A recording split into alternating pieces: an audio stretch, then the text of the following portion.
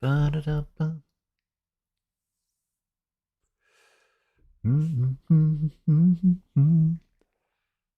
And we are live. Pop out our chat.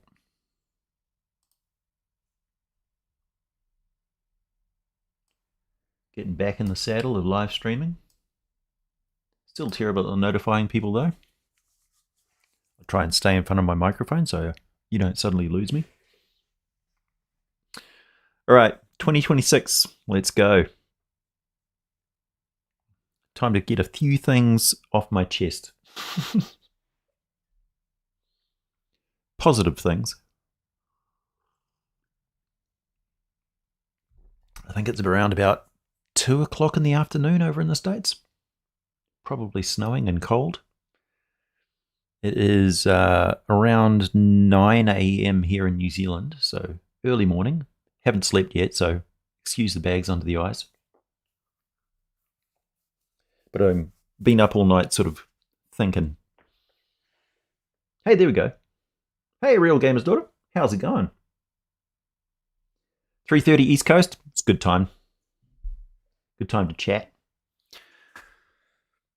So those of you who pay attention to my channel may notice that I put the last 2 live streams on private because I said a few things in there which I, in context, of looking back at it, and I thought people will look at those live streams in many months' time, and there's this thing that people do where they don't check the time or date when something was said, and they never give the opportunity for the person to change their mind. My live streams are just me talking, right? So they're my thoughts du jour, my thoughts of the day. So if you go back through my old live streams and stuff, I will have different opinions about things. That's my right as a content creator. This is my channel. I do what I want, and I say my thoughts. I speak my mind. And I occasionally have thoughts that I reassess and I change my mind about things. And one of the realizations that I've had, particularly with Dungeons and Dragons and the direction that's been taking recently, is I've seen another side of the content that they've been putting out and the direction that they're going, and the demographics of creators and things like that has changed, and the tone of their writing has changed, and it's not matching up with, like, that company has got a big problem where different departments don't talk to each other. And Taran Pounds sort of hit the nail on the head here, where they're promising action and adventure and excitement and blood and guts and sorcery and daring do, which is very appealing to males, but the content that they're writing is more geared towards women, and there's a lot more women writers and a lot more women in the company directing the direction of adventures and stories and things. So more sort of cozy core, more sort of going on errands and things, because they give the emphasis on the characters, where women at the gaming table, in a nutshell, from my experience, their social situation amongst themselves is directed through the characters as a lens, but their social situation at the table and amongst themselves, the social situation as a gaming group of friends, is much more important than what's going on in the adventure. And it's very hard to hook them on things which aren't geared really towards their characters and their inter-character interactions. They're not interested. Well, they are interested in the daring do, but not in the same way that guys just automatically go and kick down the door or talk to the NPC and stuff like that. They need more of an excuse or a reason or an emotive hook. And if you threaten the fluffy animal, they will mow down the entire town and everybody in it on a bloodthirsty revenge arc, because that's their focus. And they're very much focused on protecting the weak and that sort of thing. So it's a different sort of vibe. And I think we need to talk in the industry without all this fucking politics, without the cutthroat mob tactics that certain folks and certain social medias and things really latch onto. They don't let anybody have a conversation that is anything off their particular mantra, their dogma, their drive. And a lot of it is just performative, right? They're just doing it for clout. But it's really, really harmful in a situation where we need to talk amongst ourselves, gender to gender, about where we can meet a middle ground and write adventures which are for everyone, right? Because it's shifting, it's not meeting up in the middle. And Dungeons & Dragons is really suffering, and the content is really suffering as a result. And everybody's screaming and calling it woke and pointing fingers at LGBTQ+ and things. And I'm afraid I was kind of guilty of that too. And in my last live stream, I definitely gave that impression. But that's not really what I'm seeing now. What I'm seeing is that we've got a problem where we need to speak as genders about how we're different about what we prefer at the gaming table. If you look at a game like Vampire the Masquerade, for instance, it's got a much, much more egalitarian interest from both genders. Why is that? Well, it came from a different base of people who were interested in playing it. First of all, role-playing games are already established. And when you look at Dungeons & Dragons, it comes from a legacy of a predominantly male-dominated tabletop wargaming scene, which was written for. So it was like 70% wargaming with 30% of this new concept of playing characters personally. Now we're all on board with playing characters. But Dungeons & Dragons is dragging around this millstone of wargaming that they are too scared to throw away and just lean into the actual role-playing side of it. They're very focused on characters because that's a very female-centric thing to do. Yeah, and that's just my personal experience running games for, groups entirely of women, and it was a real eye-opener to see exactly how they are. It was like a hell of a challenge because all my usual tricks for getting them interested in the game just weren't working. They were falling flat. And I was like struggling to figure out how to get them interested in the game. And it was NPCs and cute critters and things like that became my key to leading them around. So of course you're going to see in 2024, you're going to see a lot of companion animals and things like that, which are heavily loaded into things, and characters that are quirkiness, that nurturing, that hook you into them by being a sad case or somebody who's emotively plighting, or help me with this or help me with that. So you'll see a lot of little errands and things like that where they're a backdrop still, but they're the thing that hook the characters in and run them around and play them and stuff, because women writers write for women, and they're just as guilty of being blind to the things that hook men into, or dismissing the things that hook men into role-playing games, or seeing them as old and out of date or out of fashion, and kind of throwing the baby out with the bathwater because they leave men behind. They're just not interested in these adventures.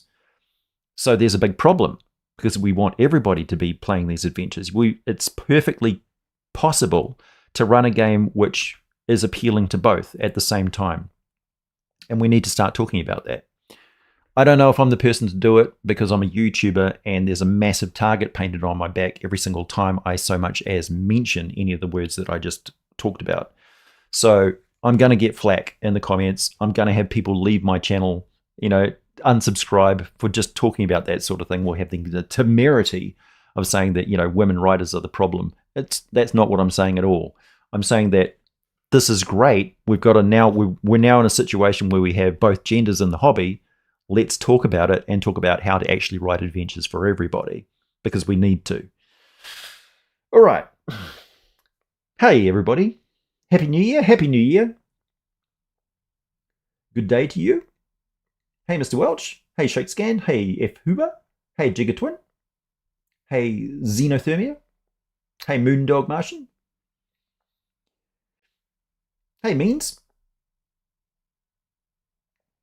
The evil BBEG has to be evil. So if someone doesn't like the BBEG, they made a perfect BBEG. Yeah, so if you're going to run a bad guy who's like, and he's in his fortress of evil or whatever, you got to get the characters to go there. And so how do you hook them into it? Well, my go-to has been like the helpful, kobold, who is, of course, the traitor who's going to stab you in the back. That's a good hook for both genders. It appeals to both of them. Or, there's a particular magic item which is cute. It's got an interesting, quirky thing that the people at the table hook into, no matter what gender they are, and they're interested in it. But presenting them with an aggressive, nasty, bad guy thingy, and then there's a clue on the body after you kill them, is not going to work when it comes to certain people at the gaming table. They're just not interested in an aggressive hook. They're not interested in being the hero that stands out in the group. They're much more interested in the interpersonal dynamics at the table through the lens of their characters, and they're happy to just sit there and talk amongst themselves in character for almost the entire game, with everything in the background just being that background. So I can kind of see why they're not really interested in big exposition lore dumps. It's not of interest to them at all, unless they're writing some sort of fan fiction or something like that, in which case that's an entirely different kettle of fish. Yeah. But we need to realize that, that we need to change the way that we're writing our adventures if you want to appeal to a broader audience, for sure. You will see in 2026 going forward, I've already started doing it. The last couple of videos that I've uploaded, they are very much focused on, I've now graduated from Dungeons & Dragons. I've gone through, I started out my YouTube journey with 5th edition, and 5th edition is now over, pretty much. So, time to move up. So all of the people who have been learning about monsters and lore and all that sort of stuff from me, I will certainly keep making monster videos and things like that. A lot more homebrew stuff, but what I'm going to shift into now is the majority of my audience, I think, are dungeon masters rather than players, and they're certainly not casuals. They're more dedicated lifestylers of the hobby, and I would like to think that a lot more people are now getting into building their own worlds and things like that. They're not as focused on, like, it's fine being an expert on Faerun. I am now that. That's what I set out to do in the first place when I started making these videos. Well, that's not what I set out to do when I started making YouTube videos, but that's what it became. But I am an artist. I started making YouTube videos. The reason why I'm called, the nickname is the Mighty Glue Stick, is because I am an artist. I'm a sculptor and an illustrator. Case in point, this is me illustrating some, well, we're not calling them bullywugs because that's Wizard of the Coast property, but these are some swamp critters, some swamp ninjas that I'm illustrating for a Shadow Dark book.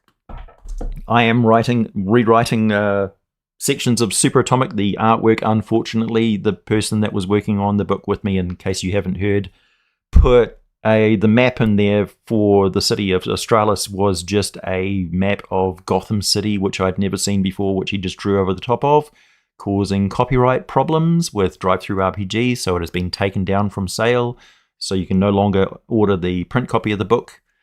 The book as it is the PDF is still available on my fourth wall. If you want to go and purchase it, you can get it there. But what I'm going to do is, or what I am doing, is I'm going to replace all of the artwork that he did in the book and with my own artwork, done the old-fashioned way, human-made. And I'm also going to redraw or create a new map of Australis from scratch by hand, because I am an artist and that is what I do. So it's fun for me. I'm also, while I've got the opportunity, going to add a whole new section to the book on creating alien characters. So alien heroes and villains. So yeah, which is what I was really looking forward to for making a supplement for the book. But I thought I'd just cram it in there because it works. Instead of having just mutants, also have the opportunity to have highly skilled characters and also aliens. Because they're cool. Why not? And it gives me opportunity to draw lots of cool alien characters. So it's self-serving in a way.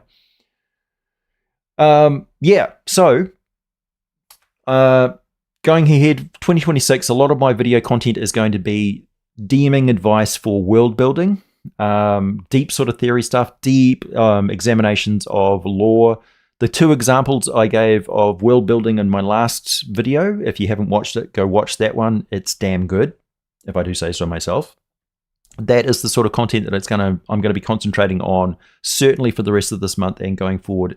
A comprehensive advanced world building seminar, essentially, where I cover different aspects of the fundamentals of world building and creating your own campaign worlds, how to present them, how to play for different groups of people, different situations. Essentially, I'm going to skill you up on everything I know about role-playing as a dungeon master and a creator. and at the same time be like doing some recordings of me doing artwork and things like that. Also, the Knowles video, the music from Knowles video, the Knowles Have Come music video, has been doing remarkably well. It's turned out to be evergreen content, so people are going back and watching that video again and again. I think it's got like something like 14,000 views on it at the moment, that's past my sweet spot of 10,000 views. So that means that I've got the green light from the viewers to essentially carry on making that content.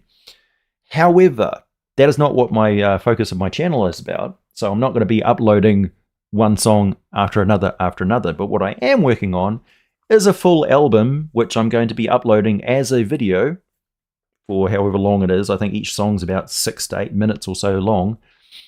Maybe about 10 to 13 songs on there. I'm now producing them. People who are on my are on my Discord, the sort of paid member bracket, have been listening to those songs and approve of them. I think they are hardcore metal, and they are all D&D themed. So yeah, that album is coming shortly. Yeah, making aliens back in Palladium was fun. I'm a huge fan. For those of you who don't know what we're talking about, I just happen to have the book right here underneath the Pathfinder Game Mastery Guide. I was having another read of that. That's one of the best Pathfinder books I've ever seen. This is Heroes Unlimited. You'll see a lot of correlations, or the roots of Superatomic are very much based around my love of this particular Supers game. This is from Palladium Books. This is their SDC before Rifts. This was the system before Mega Damage was included, essentially. And it's a fantastic book. I've played this game so many times because of the random character generation aspect of it, and the fact that it's just packed with so many different options. Superatomic has got more content but less options in it. So my intention was to expand on Superatomic's options for characters, different types of characters and things. So adding aliens into it was pretty much the plan all along. Yeah. So yeah, I still love that game, and I will run it in a heartbeat, even though the system is kind of clunky because it's old school. It's really for people who like, sort of dense rules and have learned that system. It runs really well if you like that sort of thing. For people who are just approaching RPG for the first time, I probably don't recommend getting into that system straight off the bat. Maybe go for a more rules-light one like Shadow Dark or Dolmen Wood or Dragonbane or some other, or Easy D6, or yeah. There's a lot of rules-light games which are good entry points out right now. The indie scene is absolutely exploding. And it's fantastic. I'm a bit of a renaissance man when it comes to RPGs in the first place. I've always been the one who's been looking for all the different, alternative games. Whereas my friends in my original gaming group were very much focused on the big ticket games. So like Traveller, Paranoia, Dungeons and Dragons, of course, and Battletech, and other sort of games which were big titles at the time when Dungeons and Dragons didn't have an absolute stranglehold over everything. Because it was post-TSR early days of 3.5, 3rd edition, 3.5. Oh, but that was 2nd edition, actually. And then later on, when I got to university and I hooked up with the crowd right around the transition from 3rd edition to 3.5, and then I started YouTubing around 4th edition, at the tail end of 4th edition, and I've been YouTubing all the way through 5th edition, which has been quite a ride. Right, back to the comments.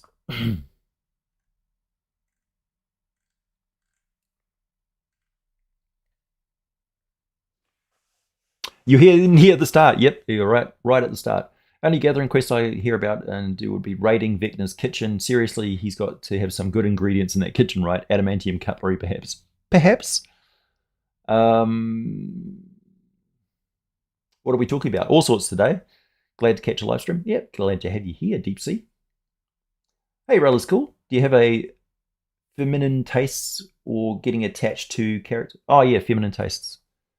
No, I wouldn't say so. It's not an exclusive thing. When we're talking about like gender preferences in role-playing games never talk about specifics. So of course everybody's going to be different, and they're all on a spectrum of femininity and maleness. But when you look at the entire population, the entire group as a whole, there are certain key traits, right? So women's conflicts tend to be more verbal than physical. We know this. They don't go around punching each other in the head to resolve their problems. A lot of males don't do that these days either, thank God. But it's certainly a very direct and fast way of resolving conflicts. A lot of men can know each other for years and not even know their last names or their wives' names or their children's names. They'll just, that we don't have that level of interpersonal connection quite often, and we don't really seem to be bothered by that. That would bother the hell out of women in general, not specifically, but in general. They want to know, they want to get involved. So I'm talking about general stuff. General traits, general writing habits, general hooks and adventures, which are more appealing to women as a whole, as a group, not as an individual. It's not, results may vary, is what I'm saying.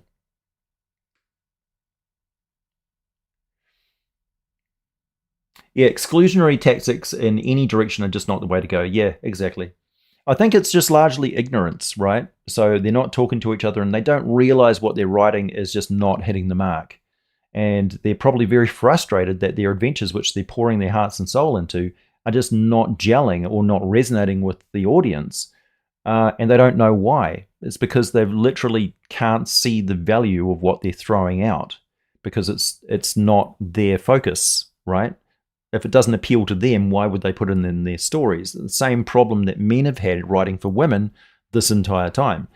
What we see as appealing and what we see as valueless or like cutesy or cozy core or distractions or overly character focused or theater kid, these are feminine writing things. These are feminine hooks that we're discarding and disregarding from our writing and adventures when we should be incorporating those in a more organic way and not seeing them as valueless or a distraction from daring do an adventure. They should be things which are incorporated in there in a more sort of holistic way. That's all I'm saying. And we need to start talking about it. If you're catching flack, that means you're over the target. You're not wrong. Yeah. I do tend to be the one who sticks his neck out and says these things because I am a fearless individual. It's a halfling trait. What can I say? Yeah. But, it's my channel and I say what I want. And people are free to watch my content or not. I certainly hope they do. And I certainly hope they support me because, I got a cat to feed. As it is, revenues across the board for YouTube are down. They have not had any sort of a rise, which they normally would around this time of year for, Christmas, New Year, gift buying, travel, and that sort of stuff. It's usually an advertising hotspot, but that it just has not materialized, I think, because of a general global depression caused by massive amounts of money which are being funneled into the AI scandal. Well, the AI bubble, which I think is going to burst pretty soon and leave some very, very sad billionaires. But there is a lot of naked greed and misinformation going on about what AI is and what large language models are and things like that. They're essentially just a marketing scalp scraping tool to get all of your buying and purchasing data off you so they can target you find out exactly how much you're willing to spend on a product and then gearing all your individual purchases to being as much as you could possibly afford because it's all about naked greed. But that's whole nother conversation. Talking of whole other videos, my collaboration with William from D&D Shorts is going really well. I've really enjoyed consulting on his videos, and it has definitely boosted my subscriber numbers and gotten more attention on my content on my channel. That's another reason why I'm shifting gear into doing a lot of the content that I'm currently doing and will continue to do, is because I really want to put my best foot forward and show people why they should keep coming back to my channel. So yeah, I'm sort of shifting tactic as the wind blows, which is just a trait that you have to pick up as a YouTuber. You just pivot to however the wind is blowing. Yeah. And the wisdom is you focus your YouTube channel on broad appeal in videos, broad topics, which interest a lot of people. And then for the core people who are your supporters and are on other platforms like Fourth Wall and Discord and things like that, then you can narrow down to specific topics that they're interested in on those platforms. So but I also respond to anybody who will pay me to make a video. So Fourth Wall subscribers who sign up for an annual membership, they get to choose a topic of a video on any subject, and I will make that video for them because I'm a working video producer who does this for a living. So yeah. And we've seen that pretty successfully with the Time War video and the Complete Guide to the Bahir. Yeah, those videos were all requested by people who support me financially. So I'm very glad that they were received well, but I would have made them anyway. But it just goes to show that, I pull out all the stops and put my best effort into those videos because I believe in, customer satisfaction and exceeding expectations.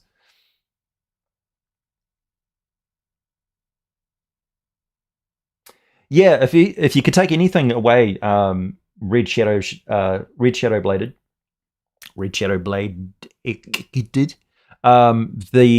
The takeaway from the world building video and the scales is it helps you because there's a trap that you can fall into, because world building is a hobby in and of itself. It's almost like solo play for dungeon masters, where you get into world building and it becomes a real focus.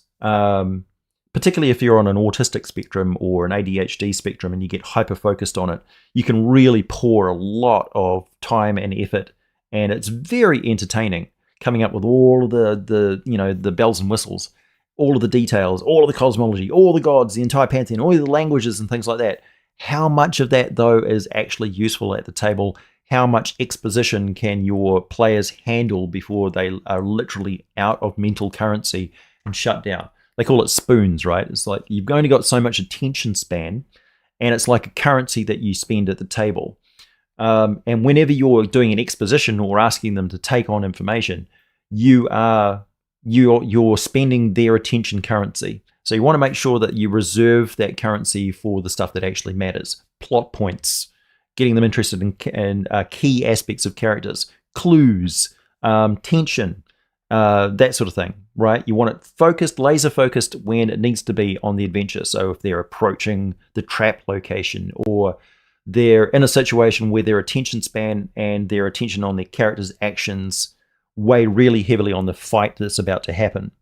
So you want to make sure that you become skilled at not just creating great worlds and having the depth and stuff that makes them really compelling and interesting, or places that players want to put their imagination for long periods of time and invest in a character that is part of that adventure, not just using it as backdrop entirely.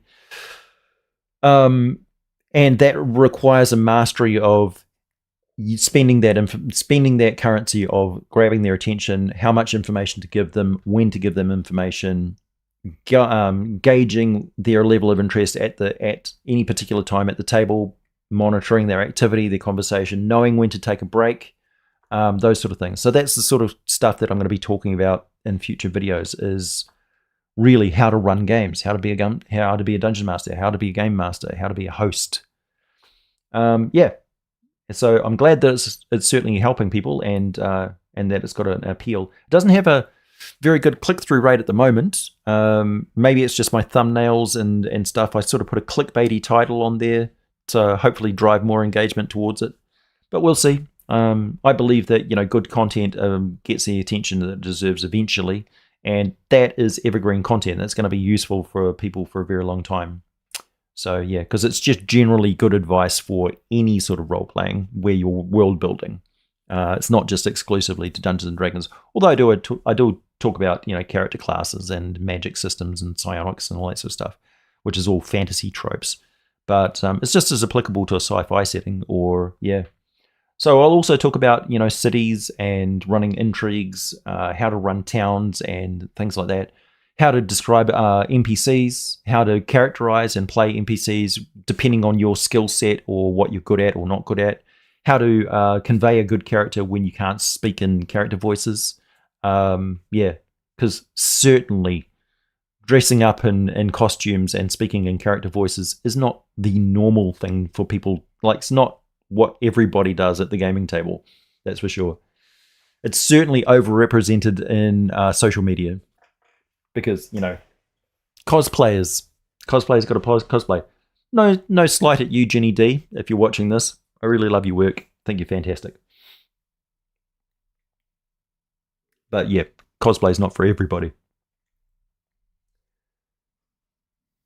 One of my favorite RP sessions was with someone a very different political persuasion than me, and her take on role playing was so much fun. Yeah, it is really fun. Because why do we role play? We role play to get out of our own skins, right? And play somebody else and live a cathartic sort of experience through the lens of somebody else. And yeah, the question is when you're dealing with people who are using the characters as a lens of their own, it's like they're metagaming another game, a social game, through the characters in a tabletop game, which is really interesting. It's a whole different way of playing. It gels really well with Vampire the Masquerade because that is built into the system. You've got a metagame of your social interactions in the group. Then you've got the metagame of, then you've got the game of your character and their factions and the way that the storyline of the actual role-playing game plays out. So it's both, you see. So it's social gaming, and then it's using the characters as a costume, a lens to socially game, while at the same time playing the game. So it's a more complex and interesting way that I think a lot of people get to in role playing, but it's not the norm of Dungeons and Dragons. Yeah, that social gaming, that social networking game, is that sort of improv-y sort of speaking in character and doing all that sort of stuff, and that interaction between individuals is less an emphasis of male-focused games. It's much more about the tactics and the points and getting ahead and getting levels and optimizing and all that sort of stuff. Yeah, different takes. Not saying one is better than the other, just saying different focuses.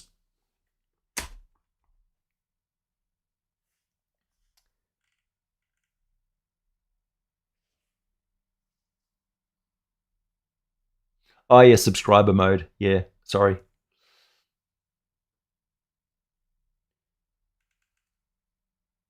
Ooh, whoa. Chat just, I'm way behind in the chat.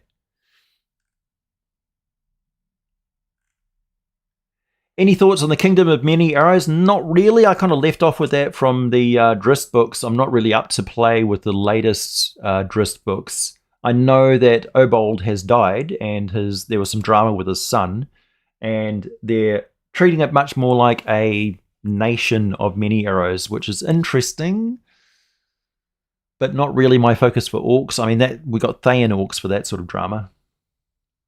But I mean, that's how I would run dwarves, not orcs. Fractious, tentatively held together kingdom with lots of big tempers and big personalities and big feuds. That's how I run dwarves, not orcs. So yeah.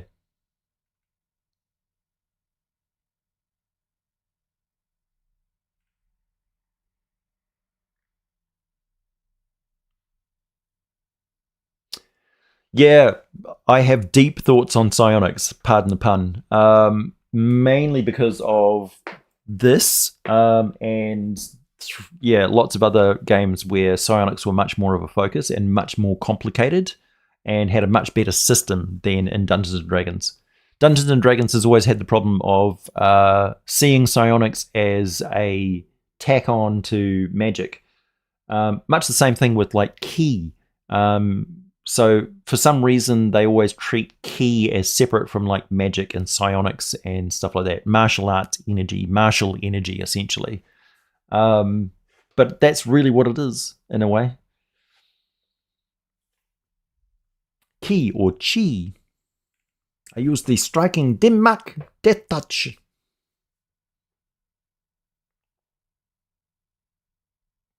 Yeah, 3.5 edition bloat got really bad, but 5th edition went exactly the same way. They just seem, because it's the whole money thing, right? So they need to put a little bit in every book to make it appealing to as many people as possible and make you have to buy it. Now that's even worse because they want everybody to centralize, and instead of using the books, which are all Gazetta advertisements essentially for their platform, they want everybody to use D&D Beyond, which is, that's just business. But unfortunately, it's really toxic for the hobby. You need a comprehensive breakdown of all weapons in 3.5 Dungeons and Dragons. Well, what I am going to do is a comprehensive breakdown of all possible player character classes and possible species or ancestries or kinships, whatever word you want to call it. So there's something like 200 playable, species. I also want to talk about all of the different human subspecies of the Forgotten Realms, or nations, or ethnicities, because they are interesting and they're all different, and they're not carbon copies of human cultures, and they have different languages and things. People were really interested in hearing me speak the languages and the dialects of the different humans of the Forgotten Realms. Quite happy to do that. So that is in the process. I've got that research folder is open. I don't want a pencil powered by AI, no.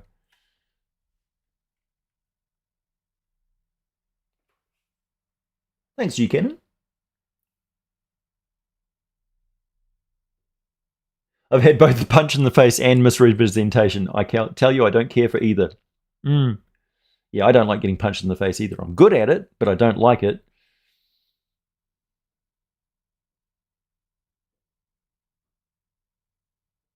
Yeah, there's no hype feature for my channel because I'm in New Zealand. I'm a filthy foreigner, and I don't have that option unlocked here geographically. What I do have is the YouTube AI Studio, which is about as useful as you imagine. Not really. If you ask it really specific things about YouTube stuff, it'll give you the carbon copy answer, which sometimes is useful. Like if you feed your entire, because I write my entire scripts, so I can feed my entire script of a video in there, and it'll give me key points like, oh, you should put the this at in the first 30 seconds, which was good advice actually, which is like, don't ramble for the first 30 seconds. Tell the people what's going to be in the video, and then deliver what you just told them is going to be in the video. That's just good advice. So that was actually useful.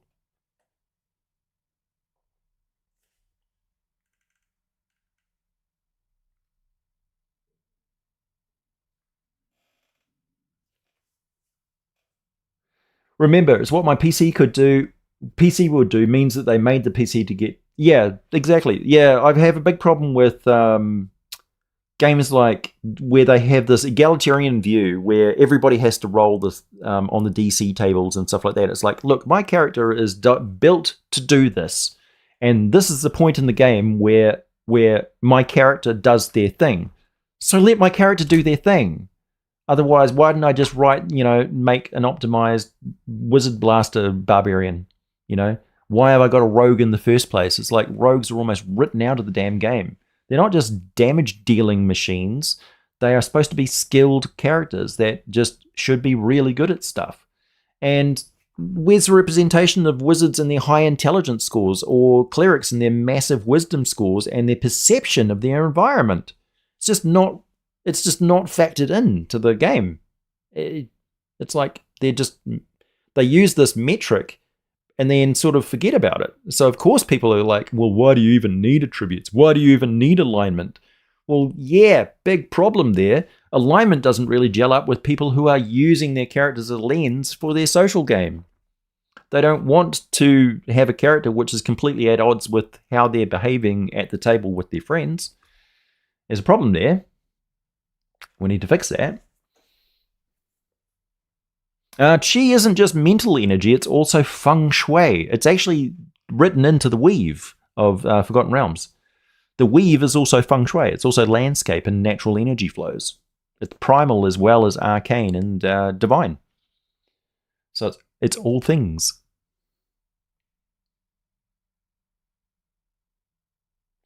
Out of self-preservation, a DM needs to restrict options available to players. Yeah, true.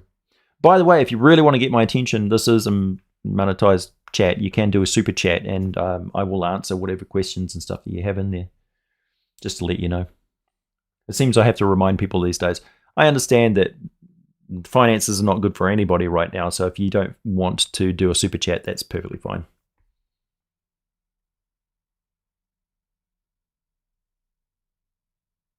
Oh, I'm not going to stop, Ray. I'm not going to stop, Raymond. I'll never stop. Even if I have to go get another job, you know. What I can do is I just sort of recently discovered, I know this sounds crazy to say it, but I just recently discovered that you can sell artwork on DriveThruRPG. Hey, thanks. Thanks, Skinchgate. Rift's taught me to say no sometimes. Yeah. Dragon Hatchling players, Glitter Boys. Actually, playing full conversion cyborgs, that's a trip. Yeah. Personally, I think one of the best ways to start playing Rifts is to play a CS team, a Coalition States team, like a bunch of soldiers and a sergeant, and the sergeant's an NPC. You grunts, go do that. I mean, that's the whole point, right? It gives you a sort of familiar, like we're in the military, and we're going out into the lawless wasteland, and you really know nothing about what's going on out there. And then the whole roleplay thing is like, oh man, these DBs aren't that bad, you know? These are just nice people. It's like, yeah, sure, they've got tentacles and stuff, but I mean, they're just folks. It's like, nope, filthy alien scum. It's like, yeah, hey Sarge, that's a bit war crimey, isn't it? Therein lies the roleplay, the conflict, and that sort of thing. Or a merc team, yeah, definitely. Merc teams are the best excuse for having a grab bag of, like, that's where your crazies and your mom conversions, mind over matter conversions, and partial and full conversion cyborgs and stuff come in. Or like, you know, a rogue dog boy who didn't fit the behavioral criteria and was due for like being euthanized, but he escaped. Roll up a mutant animal. Yeah. You can have some real good teams of crazy characters and merc teams. Give them a big, you know, ATV vehicle to roll around in.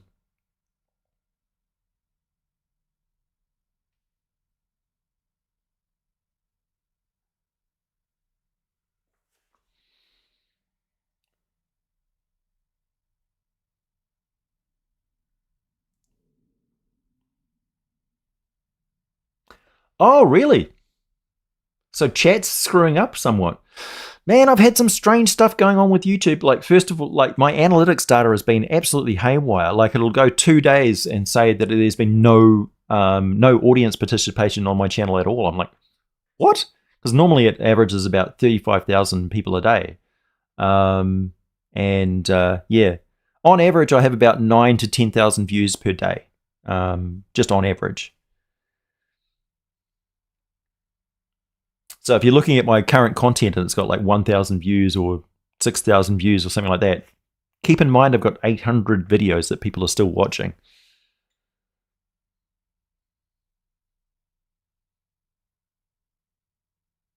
Yeah, there's some real problems going on.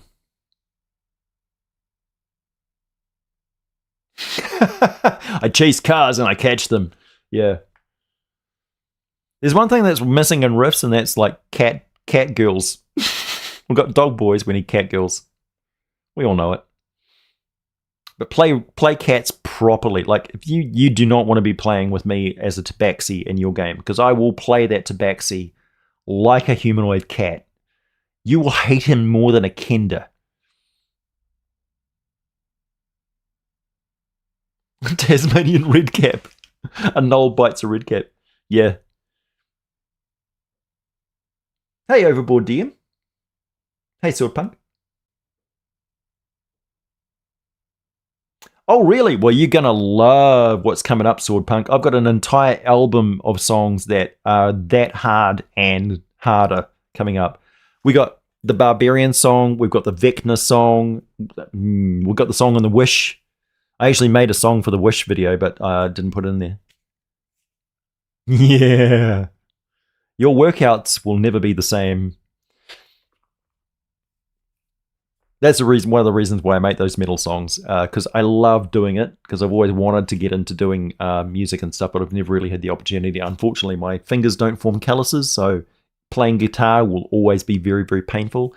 And I don't know if you've ever been a vocalist who tries to get together with a band to play a song that you've written, but it's almost impossible.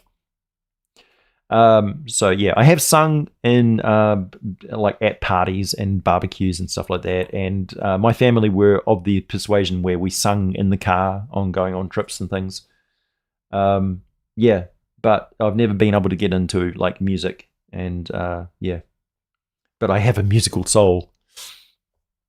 So all of the lyrics in the music is me.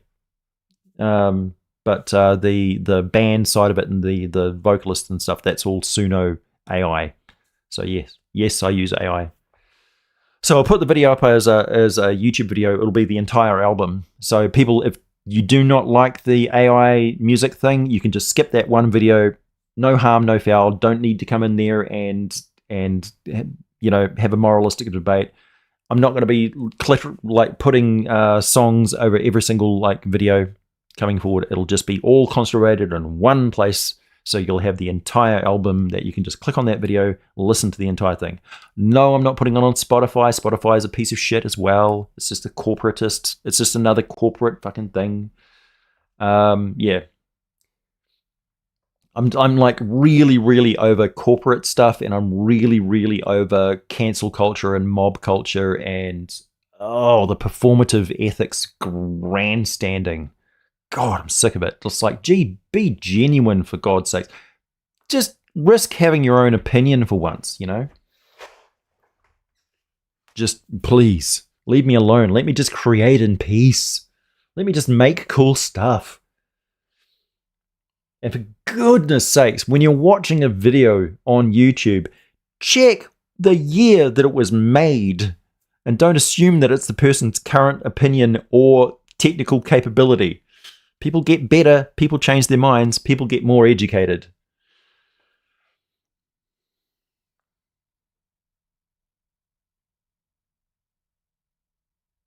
Yeah, corporatism is gonna die very shortly. I mean, it's naked now, right? We see it for what it is. Everybody sees what's going on, and it's getting blatantly obvious. Mainly because the people in charge are now, like, I don't know, not as smart as they used to be, maybe, or just maybe we're talking more and exposing more, and they're getting more egotistical and exposing more of themselves. That sounded wrong, but they are. So we're seeing them, and they're full, like, super psychopath personalities, and we're putting the dots together and going, wait a minute, if we put you in charge, you're not actually any better than the enemy that you're telling, like, you are the enemy that you're warning us about. You're gaslighting the entire population, putting them at risk, and then like hurting your own population so that the enemies that you've created come in because you let them, and then you use that as an excuse to do that horrible thing that you've been trying to do the entire time over here. If that is sparking some sort of correlation with what is really going on in the world in several different places at the same time, you'll know that it's a pattern that is repeating itself over and over again because it's a hallmark of a super psychopath. So we've got to stop electing super psychopaths, and we've got to set up a system where maybe, like Star Trek, you got a ship's doctor on board, a medical scientist who can go, hey, you're not fit to lead, step down immediately. So yeah, maybe some sort of psychological assessment of people before they're voted in by popular demand. Will they, like, nip this in the bud? Of course, the powers that be, who are majority psychopaths and sociopaths, won't want this to happen. But Gene Roddenberry had a good idea. Hey, by the way, maybe we should test their brains if they're going to lead us. Mental health, Bread and circuses, bro. Yeah, exactly. Well, the bread's getting real stale and really expensive. There's only so much people can handle before they start, prepping for real. I mean, I've taken to gardening pretty heavily because I need to actually eat the food that my garden is producing to save money. It's been great. My courgettes are fantastic. I've got a big, I've got a whole load of tomatoes which are starting to pop. I've just got we're getting into the stone fruit season, so the plums have just been enjoying fresh plums. I've got peaches on the way, things like that. I'm in the privilege of living in the breadbasket of New Zealand, so I can grow food pretty easily. But for people where they can't grow food and things, it's winter over there, people are feeling nervous. Yeah, like me, I'm a super psychopath. To test their brains, there has to be something to test. True.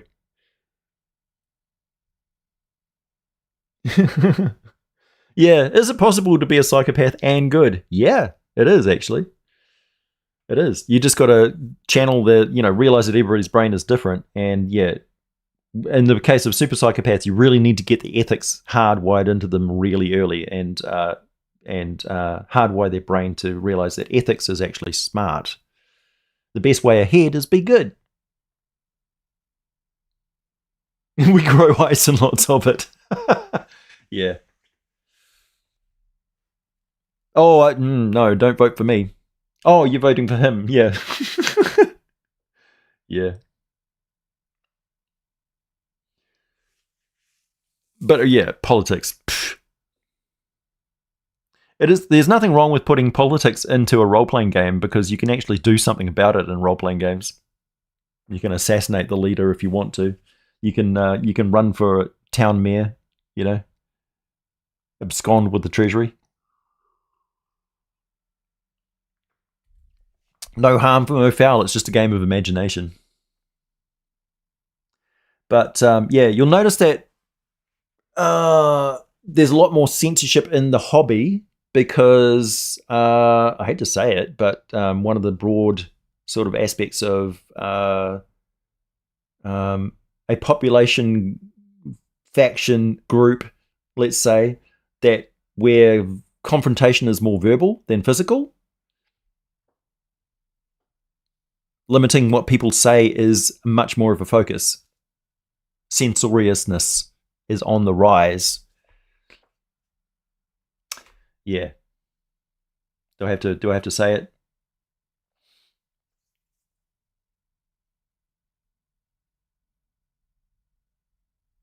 Yeah.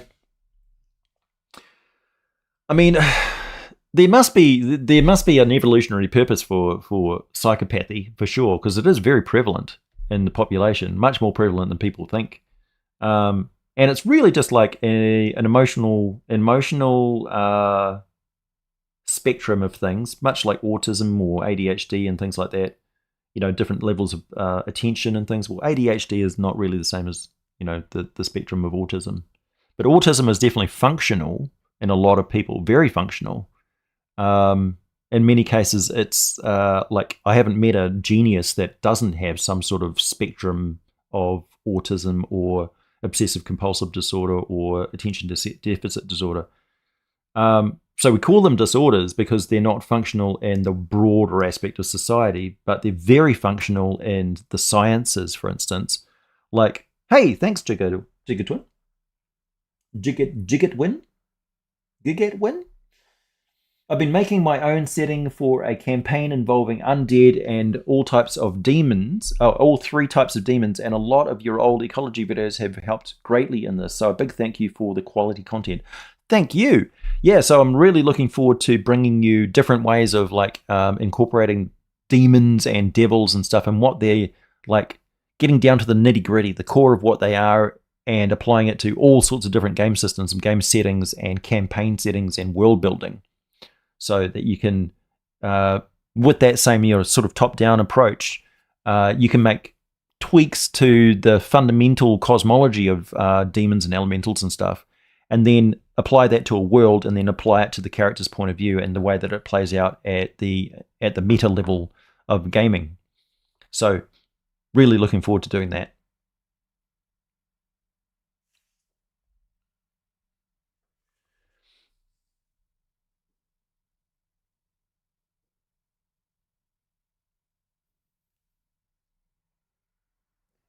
I'm an indigenous ancestry from America. I'm definitely not a fan of politics, especially considering in the Declaration of Independence, merciless Indian savages was known rule of what? Really?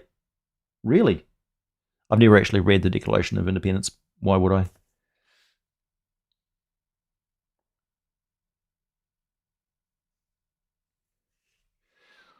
In my opinion, all intelligence is perspective. Meh.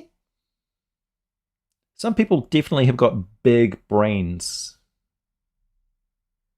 It's like they've got more spell slots. They can just hold more things in their point of attention at the same time. They can remember more numbers in a row. It's just more capacity.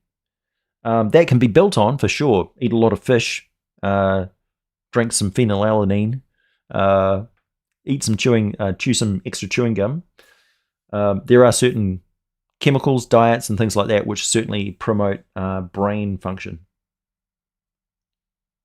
I know. I've experimented heavily on my own brain. Why do you think I am like I am?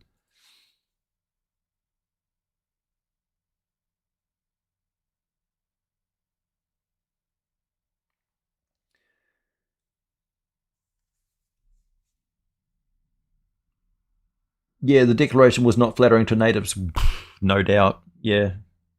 At the same time that that was going on, I think, yeah, the war between like it's like ancient history from our perspective, but it's also very recent history from the broader view of the world, like around the 1820s, 1840s, stuff like that. That's when that stuff was going on. So muskets were traveling around the world, and that's also the time when the colonization of New Zealand was happening from the provisional authority of the New South Wales government. And then, because New Zealand was like the Mos Eisley spaceport, it was like this den of scum and villainy in the sealing and whaling populations in these small towns and things, and it was absolute lawless nightmare, like literally Mos Eisley. And then they started importing lots of people from around the world on sailing ships and things. Not convicts, that was Australia, but they basically brought over a lot of Irish and Scandinavians and things. Scandinavians were mainly sort of in the wilder, untamed parts of the south and things like that. Colder environments and things definitely appealed to the Scots. So there's a lot more Scottish stuff down there. Dalmatians and things came over. And of course, my Scandinavian ancestors came over and, walked into the primordial native forest. How primordial? Like, even bird species had to limit their population growth because there was just no plants that provided berries and fruits and things for them. It was like a really harsh environment for animals. So humans literally built New Zealand's mammal infrastructure from the base up, even to the point where we had to add certain minerals, trace minerals and elements to our fertilizers and things like selenium and stuff, because it wasn't present in the soil. It just wasn't there.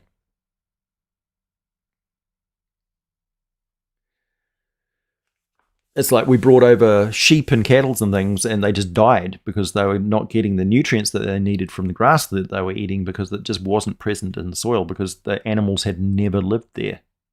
Just birds and reptiles and things like that. But no, there'd been no grazing creatures at all. Literally an untouched land, like from dinosaur times. Zealandia, of course, is actually a sunken continent that stretches the entire coast of Australia and up across the Pacific. So New Zealand is almost like the crest of the mountains in like Waterworld. The Great Emu War, yeah.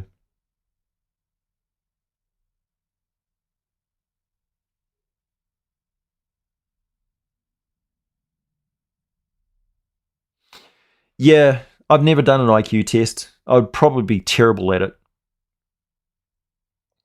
From what I've seen, like the mental gymnastics of flipping from one problem to the next. First of all, you've got to be smart enough to realize that the way that you do those tests in the first place, the order that you answer questions and things matters. Second, your strategy. Second is practice before you do it. That's what a smart person would do. Third is don't believe any of the results because they're so general and broad. Yeah. Now, the best test of intelligence, like, there's practical intelligence, like the probably the best reactions I've had to my intelligence is when I'm just like, I've got a problem that somebody's presented me with. So, for instance, there was a slip of paper, an official slip of paper, and some genius had gotten a piece of perspex or plexiglass and screwed it into the wall, and with the piece of paper, the official document, which was like the health code certificate of the building, and they needed to swap it out because that one was outdated, and then they had another one. And so we've got a gap right at the top of the thing, which is only this big. And they're like, oh, how are we going to get that out of there? And I've just looked at my desk, grabbed a piece of sticky tape, sellotape as we call it over here. So adhesive tape, slipped that out on the inside, slapped the front of the thing, and pulled out the notification. Just like seemed obvious for me to do that. And the guy who was the head chef of the company was just like, what's your name? Because it was like, that would never have occurred to him to do that. But smart, that's like practical smart, right? So yeah, some people are just figure things out really quickly. So it's, what would you call it? Monkey smart, right? Cunning smart. So Scandinavians, for instance, are very cunning. And also New Zealanders just sit there and they look at something simple and they go, how can I make that better? And we just do that for everything. We're like that 3M corporation. Give us a product and we'll just go, it's nice, but I think we could make it better. The one thing I wish we did is took products and made them indestructible. Like this whole building things badly is a real problem. I've still got my Grand's vacuum cleaner from 1956, and the thing is an absolute bulletproof tank that outperforms any Dyson vacuum cleaner that you would like put in front of it. Just not even close. The only thing that's ever been replaced on this thing is the flexible hose. That's it. The power cord's still the original, the wheels are still the original, the tread on the wheels is still the original, the box itself. I've still got a whole pack of the original like bags that go in it because the bags are so tough. You just put them inside out and whack them like a carpet and then put them back in the thing again. And they're perfectly functional. Catch bed bugs and everything because it's just filtering through this like super tough cardboard fiber. Even the cardboard boxes were stronger back then. They just built things to last. These days, everything's built to fail as cheaply as possible and built to fail.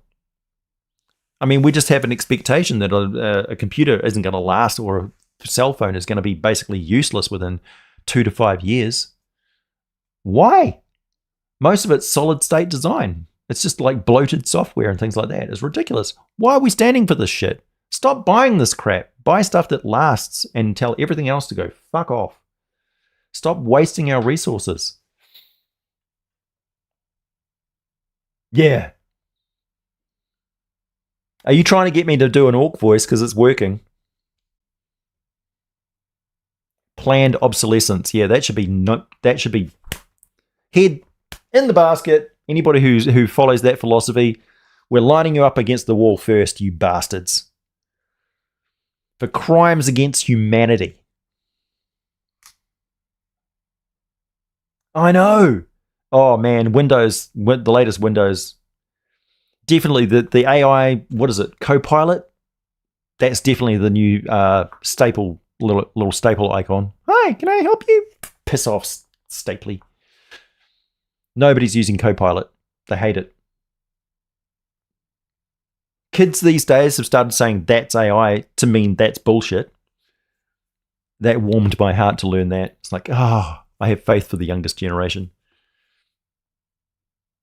Remember, the kids now that we're just starting to teach how to roleplay and stuff like that, they're growing up with AI, right? So they're highly cognizant of how LLMs and stuff like that work. They've figured that stuff out, right? That's the language they speak. So they're going to be way ahead of us when it comes to AI and stuff like that when like actual intelligence comes in. Clippy, that's the one. Yeah, Clippy. Stapley. Clippy. Yeah, so Kids are going to be like coding their own apps, making their own operational software and reprogramming domestic appliances, hacking communication systems. Their forms of protest will be shutting down businesses, by doing DOS attacks and stuff like that. Like, seriously, this is their kung fu, right? And it's scary strong. So yeah, fear the next generation. Yeah, literally, we'll be the ones. No, the internet's not working, and they're like, "Oh man, just program a thing. Get your avatar to do it for you. Why haven't you not ghosted your personality onto the user web, avatar system? Huh? Have you done a brain scan? Like, no. That's scary. Oh, they're going to be way ahead of us. What? Ox is the biggest and the strongest. That was a terrible effort. Listen, you grots. All we needs to do is put some flames on the side of it to make the computers go faster. And on that note, time for me to go, everybody. I've been rampeting on for quite some time.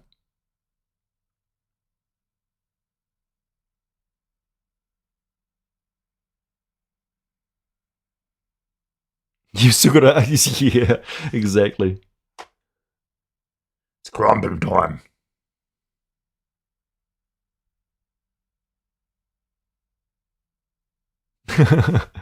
Oh man, I think people are starting to really abandon Warhammer 40k. Like, seriously. Obviously not the lore and stuff, that's going to persist forever because it's just too cool to die. But the miniatures company? And I hear bad things about the way Trench Crusaders handled itself as well. They went very corporate very quickly.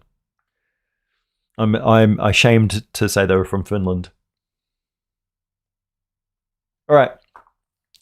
See you, everybody. It's 2026. Time to get it on. Creative powerhouse. That's me. No more politics. Just shut up and do it.